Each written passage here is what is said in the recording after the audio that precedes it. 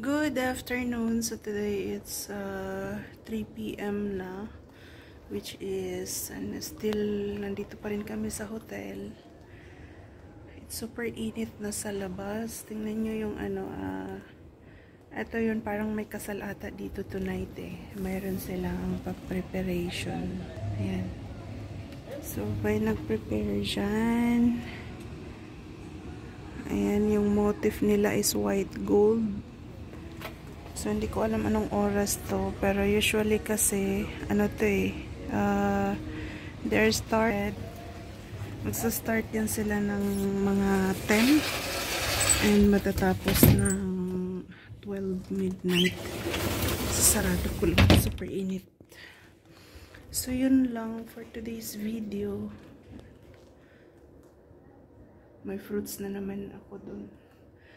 So, naglagay yung housekeeping ka ng fruits. So, that's their fruits for today. Ayan. So, nag-prepare lang ako kasi bababa din ako later on dun sa baba para sa birthday ng apo ni boss.